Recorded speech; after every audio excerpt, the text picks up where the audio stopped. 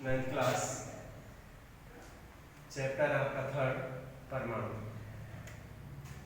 हम जो चर्चा कर रहे थे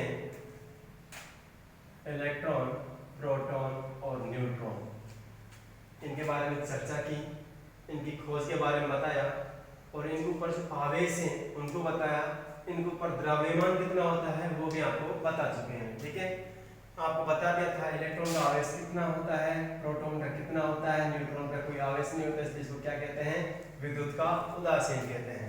अब बात कर रहे थे हम परमाणु के मॉडलों के बारे में, तो आज जो स्टार्ट करते हैं वह है परमाणु का थॉमसन मॉडल। ठीक है, वैसे देखिए इस मॉडल में कुछ भी नहीं है, एक धनावेशित गोला है और इसके अंदर समान मात्रा में क्या वितरित है, इलेक्ट्रॉन वितरित हैं। तो इसको जे थॉमसन ने किस प्रकार प्रस्तावित किया, तो देखिए इस मॉडल के अनुसार परमाणु एक धनावेशित गोला है। परमाणु क्या है, एक धनावेशित गोला है। इस गोले को आप देख रहे हैं आप अच्छी तरह से, तो ये क्या है, एक प्रकार का गोला है और ये गोला भी कैसा है, धनावेशित गोला है।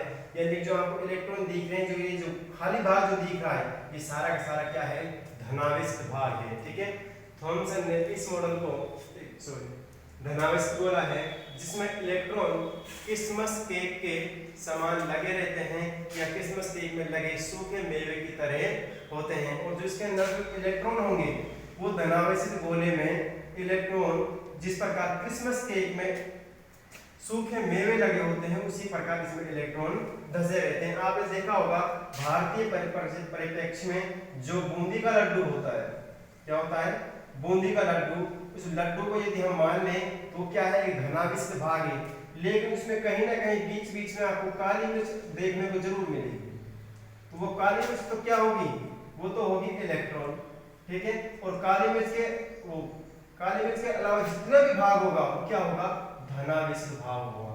धनावेशित भाग का मतलब क्या होगा, वो प्रोटॉन वाला भाग होगा। ठीक है, तो ये संरचना किसने दी थी, जे थॉमसन ने दी थी। तो जे थॉमसन जो आगे चुके थे, इसका क्या नाम दिया गया है, और प्लम पुडिंग मॉडल भी इसको कहा जाता है। प्लम पुडिंग मॉडल इसी को कहा जाता है क्योंकि इसकी संरचना कैसी है, लड्डू के समान है और इसमें इलेक्ट्रॉन इस प्रकार से समाहित होते हैं जिस प्रकार लड्डू में काली मिर्चें लगी होती हैं, तथा जो शेष भाग होता है वो क्या होता है, धनावेशित भाग होता है।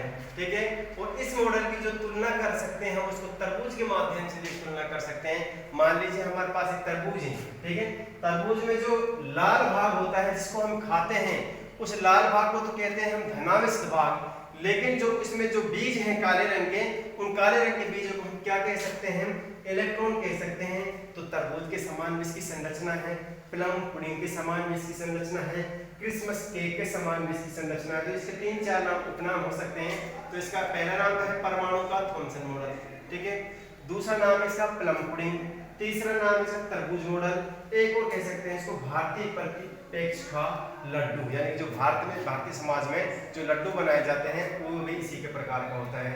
तो इसकी तुलना इन्होंने इसी प्रकार से की, तरबूज के समान है या फिर लड्डू के समान है। ठीक है, अब जो इन्होंने निष्कर्ष ये निकाला कि परमाणु धनावेशित गोला है, जैसा कि आपको पता है सारा क्या है, एक धनावेशित भाग है जिसमें इलेक्ट्रॉन क्या है, समान मात्रा में विकसित धसे रहते हैं। ठीक है, और दूसरा जो इन्होंने बताया ऋणात्मक और धनात्मक, जो इसमें ऋणावेश जो दिख रहे हैं, ऋणावेश और जो खाली भाग जो दिख रहा है, इन दोनों की मात्रा समान होने के कारण क्या है, एक दूसरे को निरस्त कर देते हैं, इसलिए विद्युत का क्या होता है, विद्युत का उदासीन होता है। तो कई बार एग्जाम में आता है कि मतलब भी परमाणु विद्युत का उदासीन क्यों होता है, क्योंकि इसमें इलेक्ट्रॉन और प्रोटॉनों की संख्या क्या होती है, बराबर होती है।